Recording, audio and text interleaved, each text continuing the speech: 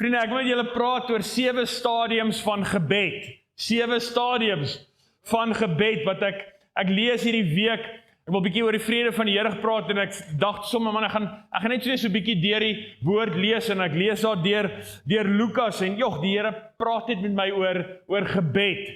En ek wil vanoggend net net kom deel wat op my hart is en ek onthou jare terug het ek net 2 stadiums van gebed gehad. En ons het 'n bietjie gegroei intussen, maar ek onthou daai tyd dat ek toe 2 stadiums van gebed gehad hier in die heel begin. My eerste stadium van gebed was om op my knieë te gaan en ek het so langs die bed gekniel en ek het my hande op die bed gesit en ek het gebid. En die tweede stadium van gebed vir my was om aan die slaap te raak. Ek onthou hoeveel keer as ek daar langs my bed, dan kniel ek en ek slaap en ek bid en dan skrik ek wakker ergens en ek besef, dis dalk nie so wys as jy nou moeg is om te gaan kniel en half te lê op jou bed en te bid nie. Dalk moet ek my strategie verander. Dalk moet ek net bietjie rondloop en hardop bid. En dit werk 'n bietjie beter vir my. Maar soos wat ons gaan, het ek ook maar bietjie gegroei in daai area. En ek wil vir julle vertel oor 7 stadiums van gebed. Nou, wie vertrou die Here vir iets vanoggend? Ja, come on, ek is seker om almal vertrou die Here vir iets, nee. Hoeveel van ons vertrou die Here al lank vir iets? Hey, come on, kom sit, yes. Ja, so, en ek wil vir jou sê, die mate van tyd wat jy aan gebed spandeer, hang af van jou geloof in gebed. En jou geloof in gebed gaan ook bepaal of jy moedeloos is om te bid of nie. En ek wil vir jou wys in die woord, net voor ons in daai stadiums ingaan, wil ek dit vir jou lees. Daar in Lukas 18 sê hy, en hy het ook aan hulle 'n gelykenis vertel met die oog daarop dat 'n mens gedurig moet bid en nie moedeloos word nie. En hy het gesê, daar was 'n regter in 'n stad wat God nie gevrees en geen mens ontsien het nie. En daar was in daardie tyd 'n weduwee en sy het gedurig na hom gekom en gesê, doen reg aan my teenoor my teeparty. En 'n tyd lank wou hy nie. Maar daarna het hy by homself gesê, al vrees ek God ook nie, en al ontsien ek geen mens nie, tog sal ek, omdat hierdie weduwee my moeite gee, vir haar reg doen. Toe sê die Here, hoor wat die onregverdige regter sê, sal God dan nie reg doen aan sy uitverkorenes, wat dag en nag tot hom roep nie, al is hy ook lankmoedig in hulle geval. Ek sê vir julle, dat hy gou aan hulle reg sal doen, maar as die Seun van die mens kom, sal hy wel die geloof op die aarde vind. Wat se geloof? Geloof van iemand wat aanhou bid, wat nie opgee nie. Geloof van iemand wat nie moedeloos raak nie, omdat hulle weet wie God is. En wie God is in my situasie. Geloof om te weet, ek glo in gebed, en ek glo dat God lewe, en ek glo dat God nog gebede antwoord. Nou ek wil vir jou 'n storie vertel van 'n paartjie, en hierdie paartjie het geloof gehad, want hulle het regtig gebed verstaan, en hulle het aanhou bid, en hulle het nie moedeloos geraak, nie, al was omstandighede, het omstandighede begin draai teen hulle, het hulle nie moedeloos geword, nog steeds aanhou bid, en hulle het geglo in die krag van gebed. En ek wil 'n bietjie met jou gesels vanoggend oor hulle, en is daar in Lukas 1 vers 5, en ons gaan so 'n bietjie deur Lukas lees. Lukas 1 vers 5, sê, daar was in die dae van Herodes, koning van Judea, 'n sekere priester met die naam van Sagaria, uit die afdeling van Abia, en sy vrou was uit die dogters van Aaron, en haar naam was Elisabeth. Nou Sagaria en Elisabeth het later 'n seun gehad, sy naam is Johannes die Doper. Sagaria en Elisabeth, as ons na hulle kyk in vandag se konteks, sal ons gesê het, hulle is Christene. Hy is uit die priesterlike geslag, sy is uit die priesterlike geslag van Aaron, hulle is Lewiete, hulle kom uit 'n Christelike huis uit, waar hulle die Here gedien het, maar tog is hulle in 'n gebroke wêreld, waar daar konings is wat korrup is, 'n stikkende wêreld, het hulle ook geleef, soos wat ek en jy vandag is, en ek is seker ons wat hierso sit, sê, ek is 'n Christen, ek kom uit 'n Christen huis uit dalk, Maar ek bly ook in 'n gebroke wêreld. So ons situasie lyk baie dieselfde. En dan sê dit in vers 6, en hulle was albei regverdig voor God, en het in al die gebooie en regte van die Here onberispelik gewandel. Miskien is dit jy vandag, jy sê, maar ek wil doen wat reg is. Ek wil die Here volg, ek wil geregtigheid en reg uitleef, ek wil doen wat sy woord sê. Ek en jy staan nie op in die oggend en sê, ek gaan vandag korrup wees en ek gaan kyk hoeveel mense ek kan verneek en hoe verkeerd ek kan lewe nie.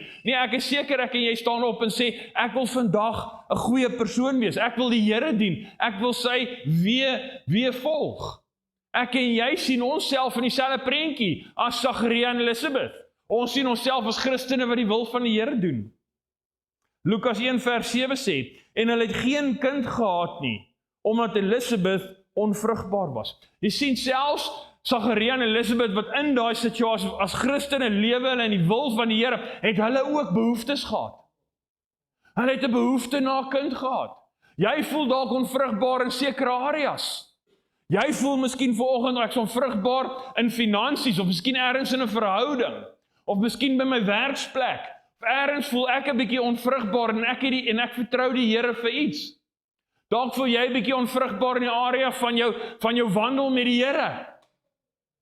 Dalk voel jy bietjie verwyder van hom en vertrou jy die Here vir iets om nader te kom aan hom en 'n beter verhouding met Jesus te hê. Maar ergens het ek en jy ook 'n behoefte, ergens ons lewe vir iets. En wil ek en jy die Here uitroep en vertrou vir iets in ons lewens as Christene. Nou ek wil vir jou sê, jy kan of 'n hart of 'n kopgebed hê. 'n Hartgebed vir my is waar ek bid in die wil van die Here vir my lewe. Here, wat is die volgende seisoen? Here, waarheen wil my stuur? Here, wat moet ek gaan? Moet ek nie gaan nie? Here, gebruik my. As jy die hart uit bid in die wil van die Here. Of jy kan 'n kopgebed hê. Jy bid in jou eie wil. Ek kan ook bid en sê, Here, ek soek 'n rooi Ferrari, maar dis my wil. Sê, Here se wil vir my lewe nou nie. Miskien vorentoe, maar ek glo nie ek is daai ou nie. Ek dink nie ek is 'n ou wat so iets wil ry in elk geval nie. Maar anyway, ek kan 'n kopgebed bid, Here, ek trust die rooi Ferrari. Gaan nie gebeur nie. Dis 'n kopgebed. Mense, ons moet hoor wat die Here se wil vir ons lewens, en ons moet hartsgebede bid. Ons moet gebede bid wat in die wil van die Here is. En hierso kom Sagaria en Elisabeth en hulle bid 'n hartsgebed. Here, ons wil 'n kind hê. Bid jy vanoggend ergens 'n hartsgebed waar jy sê, Here, ek het 'n behoefte. Here, ek kom na U toe, ek bring hierdie vir U. En ek wil vir jou sê, die eerste stadium van gebed is die vraatyd. Die vraatyd.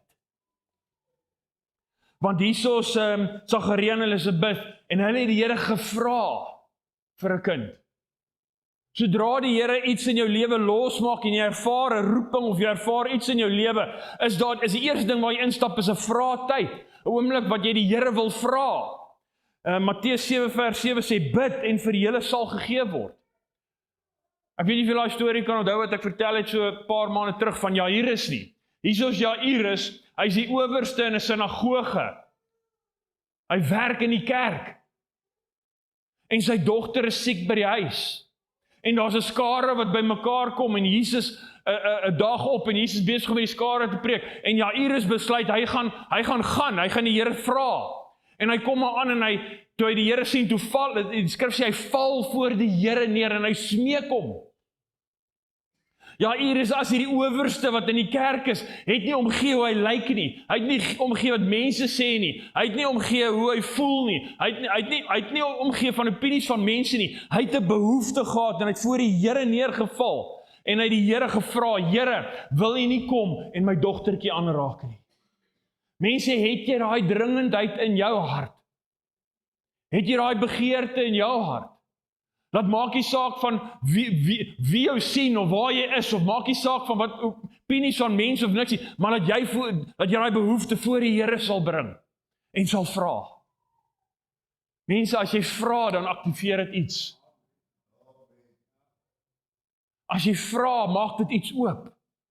As jy vra, is daar iets neergeskryf. As jy vra, is daar iets wat die Here mee iets kan doen. As jy vra, dan is daar, as jy gevra het, is daar ook 'n staantyd. Daar's ook 'n staantyd. Vers 7, Lukas 1 vers 7, en albei van hulle was op 'n gevorderde leeftyd. Mense, hiersoos, ek kan net vir myself hierdie prentjie sien, Sagaria en sy vrou trou, en toe hulle getroud is, in daai tyd, wou vrouens so graag ook kinders gehad het, jy weet, en ek kan net sien hoe hulle die Here vertrou, en hulle het nie 'n kind gehad nie, en hulle het begin bid, en hulle regtig vra vir iets, en hulle het nie opgegee, hulle het aanhou bid, en hierso sê hulle is op ver gevorderde ouderdom. Hulle moes standvastig staan in daai gebed. Hulle moes aanhou bid. Hulle moes aanhou vra en nie opgee nie. Deur goeie, deur slegte tye moes hulle aangehou, maar die ding is, hulle het nie opgehou nie. Hulle het aangehou om te vra, mense. Psalm 46 sê, God is 'n toevlug. En die Psalm is geskryf in 'n tyd wanneer toe die volk in oorlog was. En dit sê daar Psalm 46 vers 11, laat staan en weet dat ek God is. Engels sê mooi, be still and know that I am God. Nou daai woord stil, be still, laat staan, kom van die woord rapa, wat beteken stadiger, laat sak of staak. Dit beteken nie om stil te bly nie. Dit beteken om stil te raak. En die Here te soek. Nee, partykeer is ons in oorlog, ons wil veg en ons wil goeders doen. As jy my tipe persoonlikheid het, wil ek altyd iets doen. En die Here praat baie keer met my, sê, hey, raak bietjie rustig. Staan bietjie stil. Raak stil. Wees net bietjie stil. En roep my aan. En kom net na my toe. Vriende, partykeer is daar tyd wanneer ons moet staan en ons moet wag. Wanneer ek en jy moet staan en aanhou bid en nie opgee nie en die Here vertrou vir dit wat hy wil doen. Weet dat ek God is. Weet dat God het die vermoë om vir jou deur te breek. God het die vermoë om vir jou te help. Sy arm is nie te kort nie. Toe Abraham vir Isak gaan offer het, want offer is soos gebede wat ons offer vir die Here. Toe Abraham geoffer het, sê hy, bou vir my 'n altaar met ongekapte klip. Vriende, dit maak jy hoef nie te wag tot jy perfek is nie. Gaan met jou behoefte na die Here toe. Want dis juis hoekom. Dis juis hoekom ons wil 'n altaar bou met ongekapte klip. Maak nie saak van omstandighede nie. Maak nie saak van hoe ek lyk nie. Ek kom na die Here toe. En ek wil hê die Here moet in daai situasie inkom. Lukas 1 vers 8.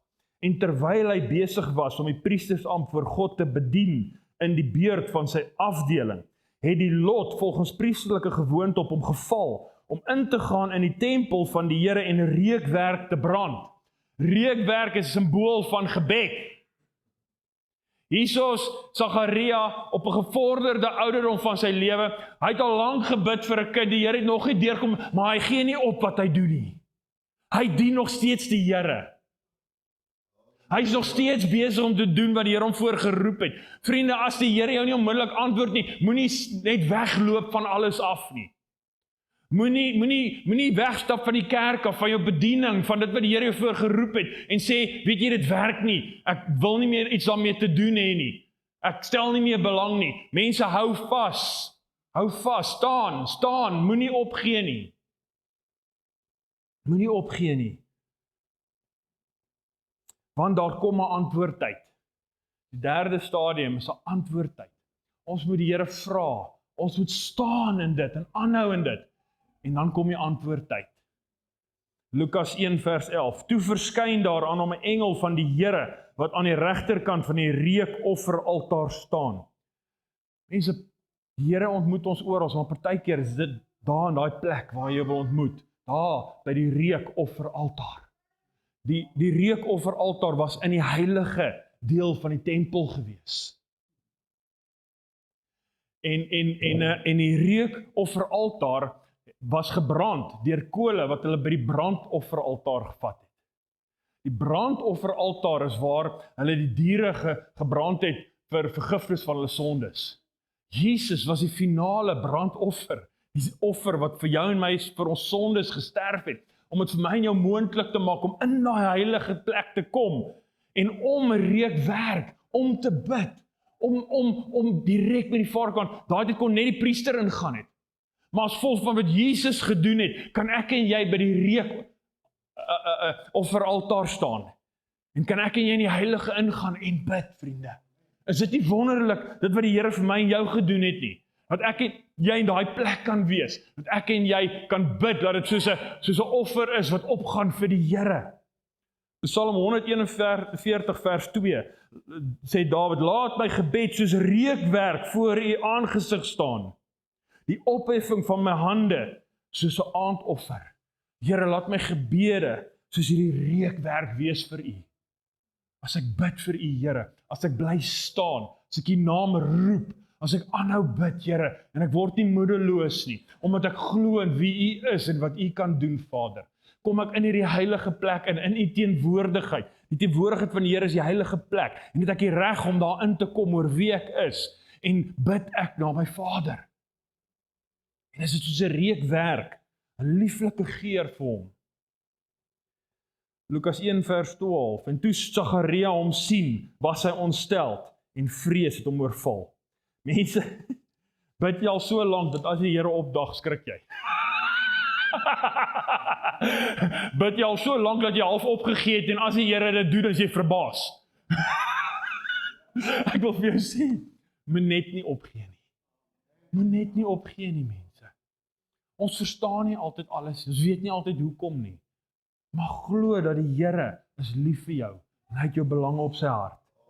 Lukas 1 vers 13, maar die engel sê vir hom, moenie vrees nie, Sagaria. Hoor jy wat hy sê? Want jou gebed is verhoor. Hy het hom geantwoord, mense. As jy bly staan, gaan die Here jou antwoord. Hy gaan jou moed by daai plek van aanbidding. Die Here gaan jou antwoord. En jou vrou Elisabeth sal 'n seun baar, en jy moet hom Johannes noem. Toe sê Sagaria vir die engel, waaraan sal ek dit weet? Want ek is 'n ou man, en my vrou is op vergevorderde leeftyd. Mense, die Here is getrou, as jy hom vertrou. Nou is interessant, wat getrou en vertrou, het dieselfde woord, trou. Ek en jy is in 'n verbondsverhouding met Vader God. Vader God sien jou vir wie jy is, nie vir wat jy doen nie. Hy is lief vir jou vir wie jy is. Mense, as jy God vertrou met jou gebede, gaan God getrou wees. En daar was Sagaria sê, waarom sal ek dit weet? Waarom sal ek dit weet? Ek weet dit want Jesus het aan die kruis vir my gesterf. Ek weet dit want ek het my lewe vir Jesus gegee. Ek weet dit want ek behoort aan hom, ek is sy seun. En ek weet dit want ek kan in die heilige ingaan. En ek weet dit want ek kan met my Vader praat en hy is my lief soos 'n pa vir sy seun is. Daarom weet ek dat ek kan my gebede aan God vertrou en hy sal getrou wees aan dit. Mense, en dan is daar ook 'n draadtyd. Daar is ook 'n draadtyd. Want die Here antwoord jou, maar hy gee jou nie altyd die volle prentjie nie. Hy gee nie altyd al die detail nie. Jy moet hierdie nou dra. Ons tyd wat Elisabeth swanger was. Jy weet min of meer hoe swangerskap gaan loop en wat gaan gebeur, maar jy ken nie die volle prentjie altyd nie. Baie keer gee die Here jou nie die volle prentjie nie, want anders gaan jy skrik en weghardloop. Hy het vir die disippels sê, gaan na die oorkant. Hy het nie vir hulle gesê, daar's 'n storm in die middel nie. Want ek is seker, as sê, ouens, julle gaan 'n storm in die middel kry, en ek weet nie of julle dit gaan maak, julle gaan al voel, julle gaan sterf, en dit gaan baie rof wees, dan sou hulle dalk nie gegaan het nie. So in die draadtyd gee die Here vir jou baie detail, maar gee nie vir jou altyd al die detail nie. Toe hy vir Abraham geroep het, hy gesê, pak op Abraham, los jou alles los, kom, vat net jou vrou, jou besittings, en gaan na 'n land wat ek jou sal wys, nie wat ek jou gewys het nie. Want Abraham, jy moet my kan vertrou ook. Abraham, jy moet my kan glo ook. Abraham, ek gaan nie vir jou alles wys nie. Want as jy Egipte sien, gaan jy dalk nie terugkom nie. Abraham moes eers deur Egipte gaan beloofde land, hy het eers 'n bietjie draai gevat. Abraham, as ek daai goeders vir jou wys, gaan jy dalk nie gaan nie. So ek kan nog nie daai goed vir jou wys nie. Maar ek gaan vir jou 'n paar goeders wys. Want daar's 'n draadtyd, en soos wat jy hierdie antwoord dra, gaan ek saam met jou stap. Gaan ek jou deur dit vat. Lukas 1 vers 14. En hier soos in die draadtyd wat die Here vir hulle gewys het rondom Johannes. en hy sal blydskap en verheuging vir jou wees, en baie sal oor sy geboorte bly wees, want hy sal groot wees voor die Here, en wyn en sterk drank sal hy nooit drink nie, en hy sal vervul word met die Heilige Gees reeds van die skoot van sy moeder af, en hy sal baie van die kinders van Israel bekeer tot die Here en hulle God, en hy sal voor hom uitgaan in die gees en in die krag van Elia, om die hart van die vaders terug te bring tot die kinders, en die ongehoorsaames tot die gesindheid van die regverdiges, om vir die Here 'n toegeruste volk te berei. Kan jy sien, vriende, die Here wys vir hulle iets van Johannes, maar hy wys nie alles nie. Hy wys nie alles nie, want 'n ma se hart gaan dit nie kan vat nie. Want ons 'n paar goedjies wat gebeur het met Johannes, wat rof was. Maar hy noem dit nie hier nie, hy noem nie mooi goedjies. Mense, en ek wil vir jou sê, as jy die Here regtig vertrou vir ietsie, en jy bid, en die Here kom deur, en hy antwoord jou, ek wil vir jou sê, dis tot verheerliking van die Here. Johannes was tot verheerliking van die Here. Die Here het hulle gebed geantwoord, en Johannes was tot verheerliking van die Here, want ek wil vir jou lees daarso, waar hy sê, hy het gekom in die krag van Elia. Ons sien daarso in Maleagi 4 vers 6 sê dit, en hy sal die hart van die vaders terugbring tot die kinders, en die hart van die kinders tot hulle vaders, dieselfde as wat ons nou gelees het hierso, van Johannes. En toe ek dit lees, sê ek, wow, Here, dis waarvoor ons vertrou, dis een van ons hartsgebede, dat mense harte sal draai. En ek sê, Here, maar hoe gaan jy dit doen? Want al wat ek in die wêreld sien is harte wat wegdraai van mekaar af. Here, wys my hoe gaan jy dit doen? En die Here wys my die skrif hier net voor het. Hy sê, ek stuur julle die profeet Elia, en hy sal die harte van die vader terugbring. Ek sê, prys die Here, Elia gaan dit doen, maar daar's 'n probleem, Elia is dood. Hoe gaan hy dit doen? En die Here vat my daar na Matteus toe. Hy sê in Matteus 11 vers 13, want al die profete en die wet het tot op Johannes geprofeteer. En as julle dit wil aanneem, hy is Elia wat sal kom. Sien jy daarso? Lukas 1 vers 17, hy kom in die gees en die krag van Elia, daar bevestig hulle dit. So Elia gaan die harte draai na mekaar, Johannes gaan die harte draai. Ek sê, Here, dis amazing. Maar daar's 'n probleem, Johannes is ook dood. Hoe gaan hy dit doen? En dan gaan ons na 1 Johannes toe. Dit sê daarso, Johannes 1 vers 6, daar was 'n man van God gestuur, wie sy naam Johannes was, en hy het 'n getuienis gekom van die lig, en getuig van die lig, sodat almal deur hom sou glo. Hy was nie die lig nie, maar hy moes van die lig getuig. Die waaragtige lig wat elke mens verlig, was aankom in die wêreld. Jy sien mense, Johannes het getuig van Jesus Christus. En as ek en jy luister na die getuienis van Johannes, en ons neem dit aan, wat gebeur met jou hart?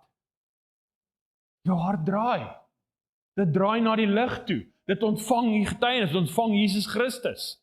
En die lig kom in my lewe en my hart draai. En ek beweeg weg van die wêreld na Christus, van duisternis na lig, van sonde na geregtigheid. My hart draai.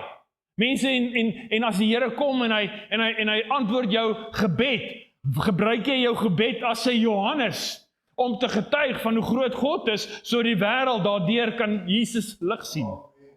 Dat die wêreld kan verander om jou.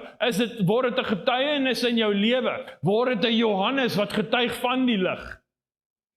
Soos Marius ons gehoor het, hy was siek geweest, hy was, ek dink 3 maande in 'n koma geweest, dit aanvaar, hy's klaar dood. Here het hom aangeraak en gesê, hy sal nie weer loop nie, of praat nie, niks van goed nie. Kyk, hier sit hy en hy getuig vandag. 'n Getuienis, mense. En as ons sy getuienis hoor van Jesus en ons neem dit aan, stap jy in die lig. Want die Here het 'n gebed beantwoord. Mense, as jy bid, dis nie net vir jouself nie. Dis nie net vir jouself nie, dis ook daar vir die wêreld. Dis ook daar om 'n boodskap uit te gee vir hierdie wêreld. Dit is soos 'n Johannes in die hart van die Here, wat die weg van die Jesus wys. Vir die gebroke wêreld, sodat hulle kan sien en hoor en weet dat God antwoord nog gebede. God is nooit te laat nie. Sagaria en Elisabeth vertrou die Here hulle lewe lank amper. Hulle is so op ouderdom waar hulle amper opgee, maar hulle bid nog steeds. En die dag gee Here op. En dit word een van die kragtigste getuienisse wat ek en jy vandag nog lees. Ons lees vandag nog die storie van Johannes. 'n Wonderwerk op iemand wat gebid het. Iemand wat die Here vertrou het. Die Here sê, ek hoor jou, vir jou seën gee, En weet jy, 2000 jaar of hoeveel jaar later, gaan mense nog steeds daai wonderwerk op jou gebede, gaan nog steeds lees in die lig intree. Mense lewens gaan verander, omdat jy nie ophou bid het nie, Sagaria. Wel dan, goeie en getroue. En is dit alles waarvoor jy daar was, het jy goed gedoen. Want jy goed gedoen. Want lewens word vandag nog verander, deur dit wat jy gedoen het. Mense, daar is 'n draadtyd. En dan is daar die 5de stadium, is 'n geboortetyd. Dis tyd wanneer hierdie gebore gaan word. Lukas 1 vers 57. En die tyd dat sy moeder moes word, is vir Elisabeth vervul, en sy het 'n seun gebaar. Lukas 1 vers 58. En toe haar bure en bloedverwante hoor dat die Here sy barmhartigheid aan haar groot gemaak het, was hulle saam met haar bly. Vriende, kom deel jou stories. Kom deel jy, ons wil saam met jou bly wees.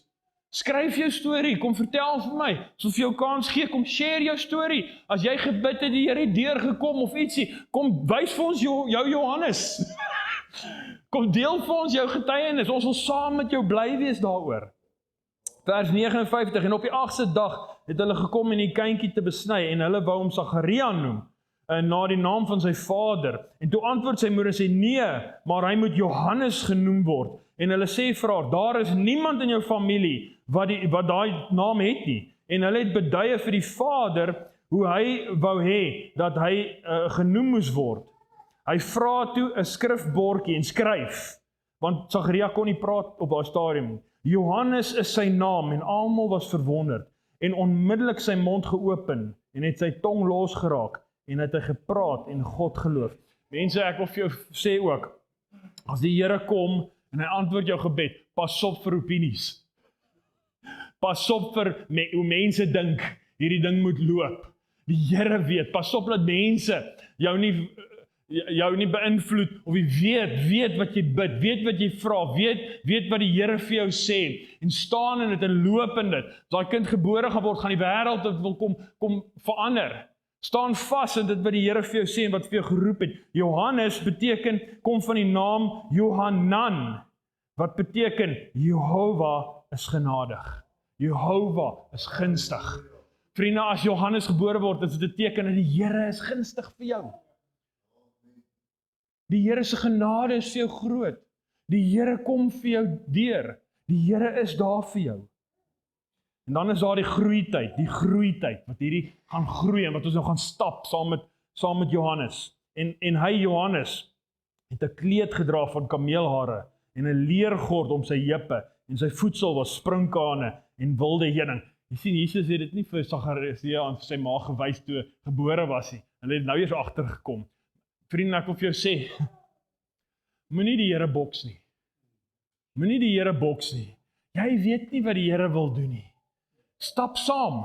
Maak net seker jy's ingeskakel. En jy's met die Here.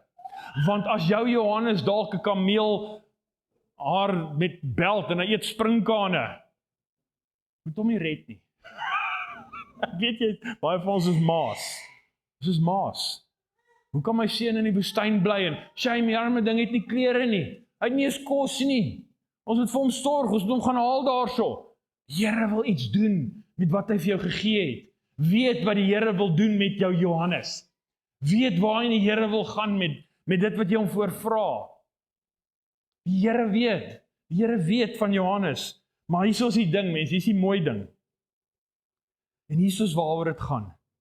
Matteus 3 vers 5. En Jerusalem en die hele Judea en die hele omtrek van die Jordaan het uitgegaan na hom toe. Hy het nie omgegee wat hy eet nie. Hy het nie omgegee oor sy klere nie. Hy het na hom toe gaan oor wat hy hier gedra het. Mense, as die Here vir jou deurkom, nê, en die Here antwoord jou, gaan die Here dit kragtig gebruik om in sy wêreld, sodat 'n getuienis kan wees vir mense. Maak nie saak hoe dit lyk nie. Maak nie saak hoe jou prentjie regtig lyk nie. Die Here wil jou prentjie gebruik tot sy glorie. Hy wil dit gebruik tot sy glorie. En ek wil afsluit met hierdie. Daar's ook baie maal, is daar 'n eindtyd. Matteus 14 vers 10. en hy het gestuur en Johannes in die gevangenis onthoof. Vriende, baie keer is daar seisoene ook in ons gebede. Here, ek bid vir iets, Here kom deur en hy gebeur, maar ergens stop daai seisoen dalk en ons vertrou die Here weer vir iets anders. Daar's verskillende seisoene in ons lewens. Daar was 'n seisoen gewees wat ek voltyds in besigheid was. En toe eindig daai seisoen en die Here roep my vir bediening. En ek is in bediening en ons het baie rond beweeg en goeters. En toe kom maar tyd by die Here sê nee, maar ek wil jy 'n bietjie anker. En klaar stop. Daar's 'n nuwe seisoen weer. Ons is alweer in 'n nuwe seisoen. Maar die boodskap is dieselfde. Die boodskap is dieselfde, maar hy lyk partykeer anders. Ja, Here, maar ek hou nie van ek wil nie dit so hê nie, Here, en nee, dis wat ek nou doen. Dis waar jy nou is. Here, maar ons wil ook goeders, nee, dis waar jy nou is. Dis waar ek julle nou wil hê. Here, maar ons soek ook hierdie groot gebou en al hierdie klankstelsels. Nee, Johannes het nou eers 'n bietjie 'n kameelhaar soet aan. Maar jy gaan nie oor hoe hy lyk nie. Jy gaan oor wat hy jou gee. So om as die kerk partykeer 'n kameelhaar soet aantrek en hy eet bietjie springkane en goed, is dit oukei, oom. Want dis nie hoekom ek daar is nie. Ek is daar oor Jesus. Ek is daar oor wat hy vir my gee, die boodskap wat ek gaan kry. Want daar's lig, mense. Daar's lig. En dis waaroor dit gaan, vriende. Dis maak nie saak hoe hy lyk nie. Dit gaan oor wat jy kry daarso. Toe die Here vir Samuel geroep het om vir Dawid te gaan salf. Toe Samuel, Saul is nog heeltyd se kop, want Saul is nog die vorige koning en is bekommerd oor Saul. En die Here sê vir hom 1 Samuel 16 vers 1, hoe lank sal jy nog treur oor Saul? Dis nou klaar, is verby. Dis nou Dawid, ek gaan 'n nuwe koning kry. Maak nou klaar met die oue. Daar's 'n nuwe. Wees reg as daar 'n nuwe seisoen ook aanbreek in jou lewe.